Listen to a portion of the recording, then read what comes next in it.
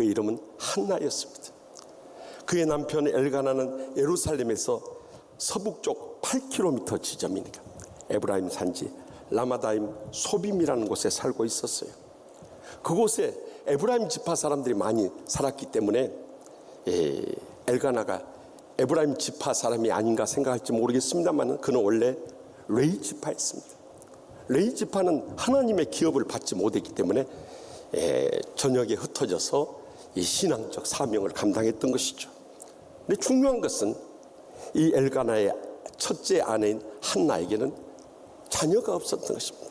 그래서 그가 대를 잇기 위해서 또 아내를 얻은지 모르겠습니다만 둘째 아내 브린나는 그의 모든 자녀들이라고 4절에 기록되어 있는 것을 보면은 히브리어 원어 성경에 보면 빠네아 우베노테아라고 기록되어 있어요. 다시 말하면 all her sons and daughters라고 기록되어 있어요. 다시 말하면 그 모든 아들들과 딸들 이렇게 기록되어 있어요. 근데 적어도 아들이 둘 이상 딸이 둘 이상 그러니까 넷 이상 자녀를 얻은 거예요. 그러니 얼마나 득세를 했겠습니까? 더욱이 그 이름들을 보면은 그들의 신앙의 이 상태를 대변해 주는데요.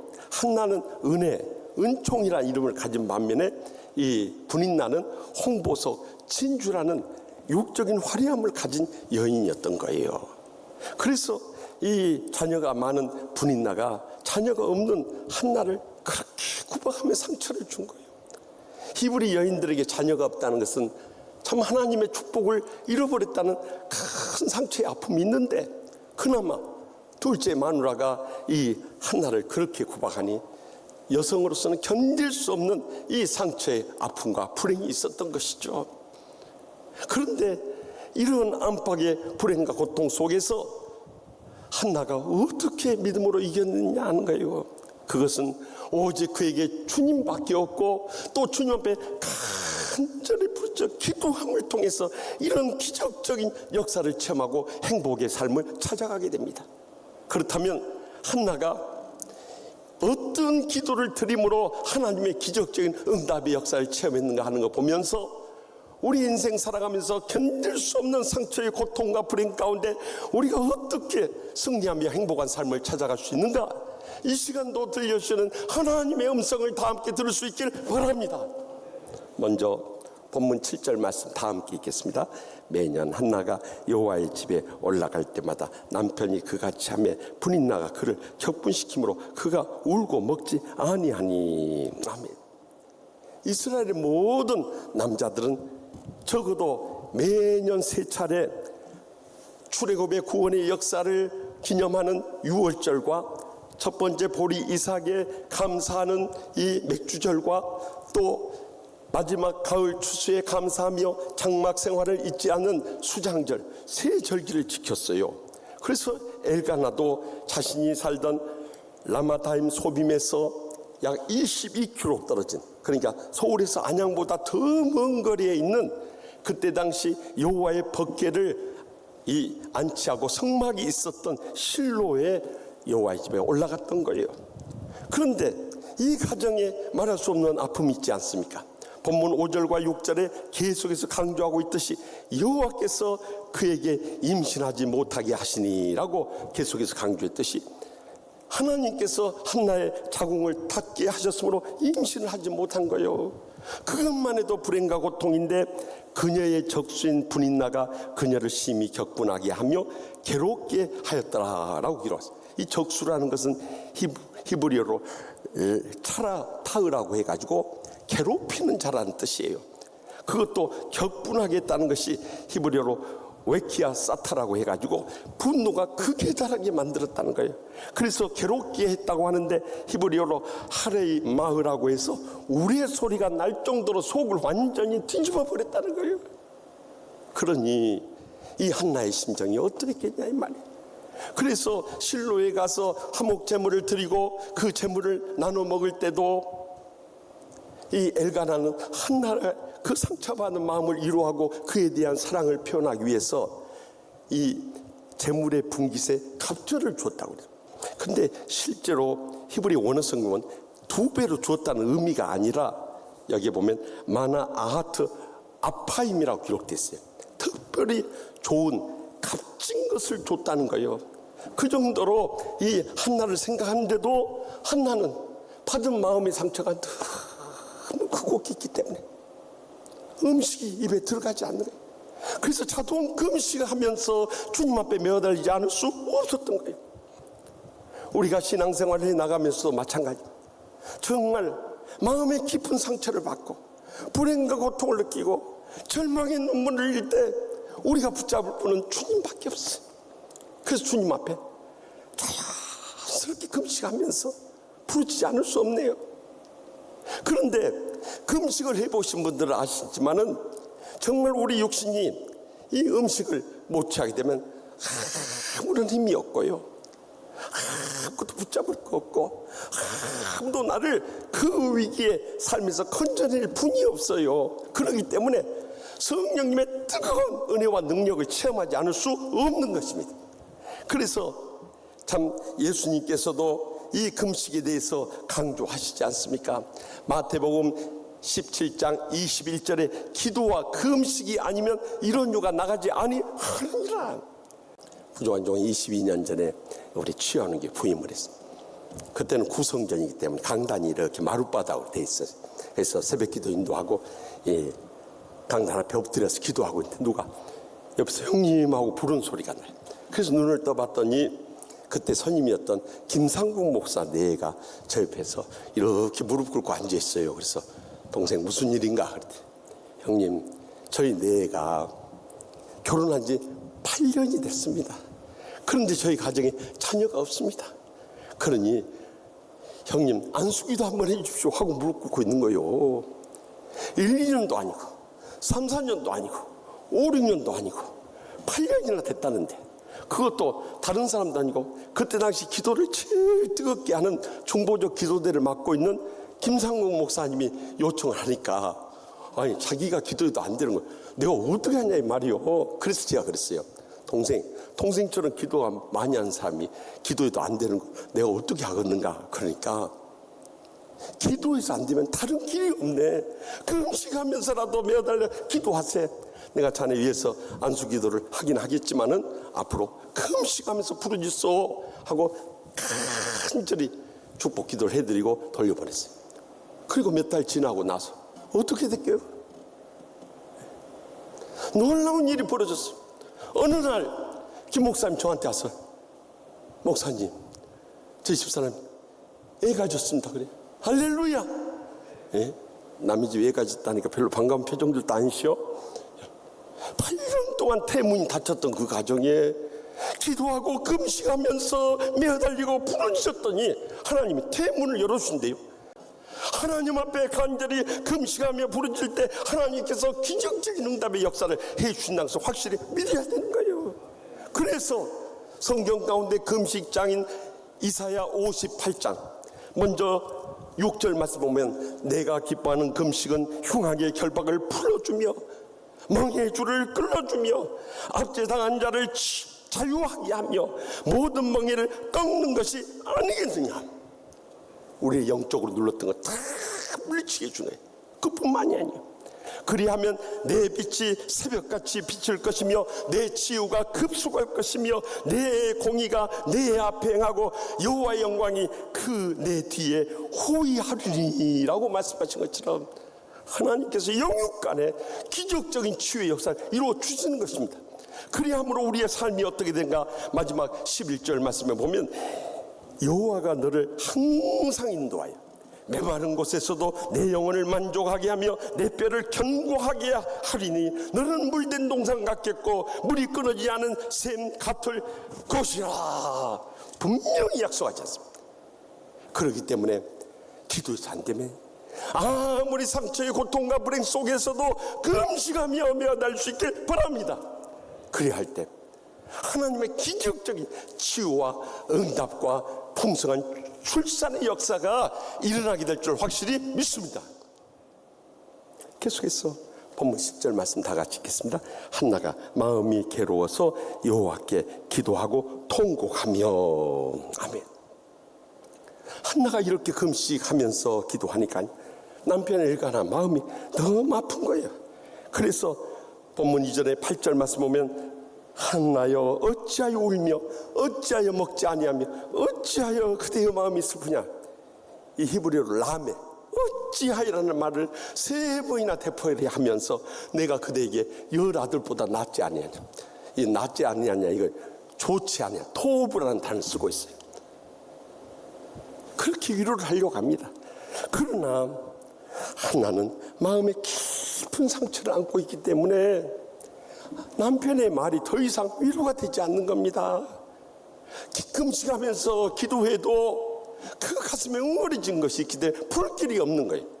그래서 한나는 더 영적으로 깊은 기도에 들어가는 것을 볼 수 있어요. 그것은 여호와께 기도하고 통곡했다는 거예요. 여러분, 부르짖는 통곡 기도가 왜 그렇게 중요한지 아십니까? 오늘 흔히 하나님이 기모거리시냐고 우리가 작은 목소리라도 다 알아듣고 뭐라고 고래고래 소리 질러서 옆 사람 기도 방해하냐고 이렇게 할지 모르지만요, 사실 삶의 불행과 고통에 헤어나올 길이 없으면요 자연스럽게 통곡하면서 울부짖는 기도가 나올 수밖에 없는 거예요. 그런데 놀라운 것은 통곡하면서 부르짖을 때 우리 가슴에 응어리진 것이 다 쏟아지는 거예요. 그뿐만 아니라 하나님의 마음을 뒤흔들면서 기적의 응답의 역사를 당기게 되는 것입니다. 그래서 상담 치유학적인 관점에 있어서 이 통곡 기도는 너무 영적으로 깊은 치유의 의미가 있어요. 왜냐하면 가슴에 응어리니까 다 쏟아부으니까 이 마음이 치유받을 수 있는 문을 열어주는 거예요. 그리고 그 마음에 하나님의 사랑을 간구해가지고 용서할 사람 용서하고 주님께 맡길 것 다 맡기고 주님만 철저히 의지하면서 살아가 버리니까 치유되고 회복되고 응답될 수밖에 없는 거예요. 그래서 저는 지난 22년 동안 치유하는 게 목회를 하면서 가장 강조한 것 중에 또 하나가 있다면 그것은 예레미야 33장 3절 말씀 다 같이 암송합시다. 너는 내게 부르짖으라. 내가 내게 응답하겠고 내가 알지 못하는 크고 은밀한 일을 내게 보이리라 약속하신 것처럼 우리가 부르짖는 기도를 강조한 이유가 거기입니다. 그런데 여러분 놀라운 것은요, 이 창세기로부터 요한계시록까지 계속 성경 읽어보면 수많은 신앙의 위인들의 부르짖는 기도가 얼마나 놀라운 기적의 응답의 역사를 이루었는가 하는 것을 알게 되면요, 우리는 부르짖으며 기도하지 않을 수 없는 거예요. 제가 처음 왔을 때만 해도 우리 교회 시험이 있었기 때문에 부르짖는 기도가 잘 안 나왔습니다만 지금은 얼마나 뜨겁게 기도하는지 제가 어디 가서나 자랑합니다. 우리 치유하는 교회는 이 통성기도 들어가서 1시간이 지나도 왕왕왕왕왕왕왕왕왕왕왕 하면서 부르짖는데 제 가슴이 뜨거워지고요, 막 성령의 기적의 응답의 역사가 불붙는 것을 체험하게 돼요. 여러분, 부르짖는 기도가 이렇게 위력이 있는 거요. 다른 길이 없어요. 하나님 앞에 부르짖으며 기도하는 길밖에 없어요. 그런데 우리가 아무리 견딜 수 없는 상처의 불행과 고통 가운데 있어도 하나님 앞에 다 쏟아붓고 부르짖을 때 주님께서 그래 내가 네 심장한테 네가 얼마나 가슴 아프고 눈물을 흘렸고 앞이 캄캄하고 절망스러우면 나한테 그냥 주여 주여 하고 울부짖고 기도하겠네. 거기서부터 하나님의 기적적인 역사가 불일듯 일어나게 될 줄 확실히 믿으시기 바랍니다. 그러나 한나는 여기서 그치지 않았어. 마지막으로 본문 11절 말씀 다 같이 읽겠습니다. 서원하여 이르되 만군의 여호와여 만일 주의 여종의 고통을 돌보시고 나를 기억하사 주의 여종을 잊지 아니하시고 주의 여종의 아들을 주시면 내가 그의 평생에 그를 여호와께 드리고 삭도를 그의 머리에 대지 아니하겠나이다. 아멘. 여기서 한나는 얼마나 끓는 심정이든지 주의 여종의 고통을 돌보시고 주의 여종을 잊지 아니하시고 주의 여종의 아들을 주시면 하고 서원 기도를 하고 있어요. 어떻게 얻은 아들인데 이 아들을 하나님께 나시린 즉 구별된 자로 드리겠다는 거예요. 그래서 민수기 6장에 나시린의 규례를 따라서 그의 머리에 삭도를 대지 않고 영적으로 하나님 앞에 바쳐지기를 원한다. 여러분, 우리의 기도 가운데서 가장 능력 있는 기도를 꼽는다면 저는 소원 기도라고 믿어집니다. 왜냐하면 이것은 나 자신을 위해서 구하는 게 아니잖아.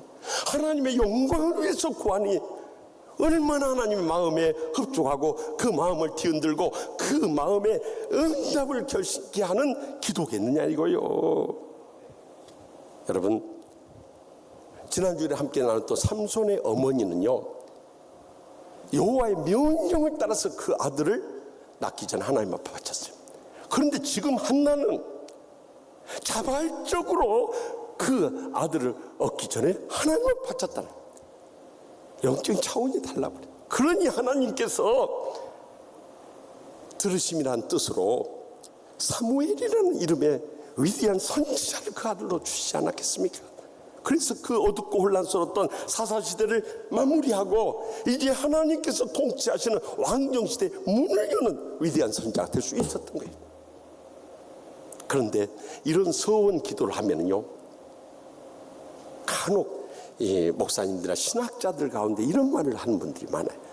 하나님의 복을 구하면요, 그것은 기복신앙이다, 번영신학이다 하고 매도해버리는 것을 봐요. 저는 그런 분들 보면은요, 저분이 정말 배고프고 굶주리지 않았구나, 정말 앞이 캄캄하고 죽을 상황을 안 겪어봐서 저런 소리를 하구나. 여러분, 우리 인생은 하나님의 복이 없이는 못 살기 때문에 정말 앞이 캄캄한 절망의 순간에 이르게 되면요, 하나님의 복을 간구하지 않을 수 없는 것입니다. 그래서 성경을 읽어보면 믿음의 위인들도 전부 하나님의 복을 구했고 하나님께서 복을 내려 주심으로 하나님의 나라의 복의 역사가 이루어졌던 거예요. 그러면 이 기복신앙과 복음신앙의 차이가 뭐냐 이 말이에요.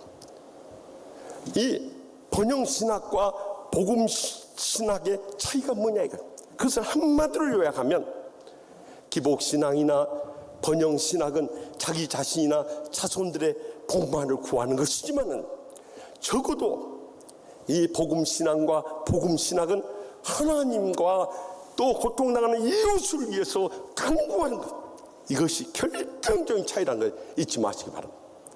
그래서 여러분들 고린도전서 10장 31절에 보면 그런즉 너희가 먹든지 마시든지 무엇을 하든지 다 하나님의 영광을 위하여 하라 하고 명령하신대요. 사실 우리가 기도할 때라든가 또 교제 가운데 하나님의 영광을 위해서 한다고 말하기 쉬워요. 그러나 여러분, 이 말씀은요 참으로 무겁고 힘든 말씀이에요. 왜냐하면요, 우리가 무엇을 먹을 때든지 마실 때든지 무슨 일을 할 때든지 하나님의 영광이 되는가, 그거 알아보고 하냐 이 말이에요. 다 자기 먹고 싶은 거 먹고 마시고 싶은 거 마시고 행하고 싶은 거 행하지. 어떤 사람도요, 저는 정말 목사들 가운데서도 하나님의 영광을 위해서 그렇게 하는 분들 많이 보지 못했어요. 그런데 바울 사도는 감히 이렇게 우리를 향해서 명령하고 있다는 거예요. 그러면 하나님의 영광을 위한 삶이 뭐냐 이거예요. 다 각자 생각하는 게 틀리고 말하는 게 틀리고 행하는 게 틀린데 그걸 어떻게 하나님의 영광을 위해 사는 삶을 알 수 있냐 이 말이에요. 저는 성경을 묵상하는 가운데 그 다음에 고린도전서 10장 32절에서 33절 말씀 가운데 진정으로 하나님의 영광을 위한 삶이 무엇인가를 발견하게 됐어요. 그것은 유대인에게나 헬라인에게나 하나님의 교회에게나 거치는 자가 되지 말아야 되는 거예요. 절대 하나님의 교회 걸림이 되고 주의 종들 상처를 주고 또한 양떼들 마음 흔들어 놓는 것은 절대 하나님의 영광 돌리는 것이 아니다는 거예요. 더 나가서 바울 사도같이 모든 일에 모든 사람을 기쁘게 해야 됩니다. 평안하게 행복하게 해줄 수 있다는 거예요. 더 나가서 자신의 유익을 구치 아니하고 많은 사람의 유익을 구하는 거예요. 무엇이 정말 하나님의 공동체 유익하고 복되고 이 복을 함께 나눌 수 있는 삶인가, 이를 통해서 많은 사람 구원을 얻게 하는 것, 이것이 하나님의 영광을 위한 것이라는 것을 잊지 마시기 바랍니다.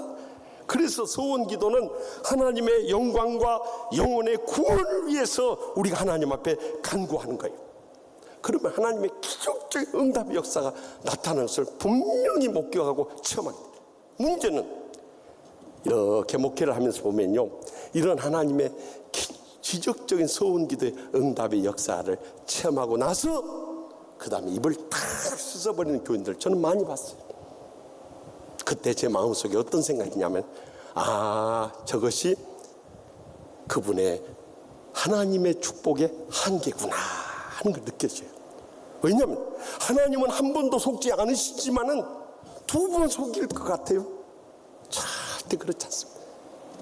그걸로 그 사람의 복은 다 닫혀버리고 그 자손들이 더 이상 하나님의 복은 닫혀버리고 만 거예요. 그런데 오늘 본문 가운데 한나가 어떠했습니까? 그렇게 어렵게 눈물 나도록 간절히 부르짖어서 얻은 이 사무엘을 미련 없이 하나님 앞에 약속한 대로 갖다 바친 거예요. 이것이 한나와 이 말씀의 마지막 달을 살아가는 우리와 큰 차이점인 거예요. 그랬더니 그것으로서 한나는 이제 자녀 다 잃어버리고 그 이 여생의 어떠한 자식도 잊지 못하는 그런 불행과 고통에서 끝이 났는가? 아니에요. 우리가 사무엘상 2장 21절을 보면 하나님께서 더 큰 복을 주시는데 이 한나에게 아들 셋과 딸 둘 원한매를 더 주는 큰 주님의 은혜와 축복과 행복 속에 여생을 살게 되었다는 거예요. 그렇기 때문에 우리는 하나님 앞에 소원한 것은 꼭 지키는 이 믿음으로 간절히 부르짖을 때 오늘날에도 하나님의 기적이 일어나고 있다는 것을 잊지 마시기 바랍니다. 환난과 핍박의 위기 속에서도 우리가 꼭 기억해야 할 것은 하나님의 사랑을 믿고 또 체험하는 이 중심만 흔들려서는 안 된다는 거예요. 그리고 아무리 견딜 수 없는 상처의 고통 가운데서도 금식하며 기도하고 또한 통곡하며 부르짖고 소원하며 간구할 때 하나님 아버지께서는 이 땅의 코로나뿐만 아니라 어떤 질병도 치료하시고 회복시키시고 이 모든 우리의 간구를 통해서 기적의 응답의 역사에 이루어지며 영광 거두실 줄 확실히 믿습니다.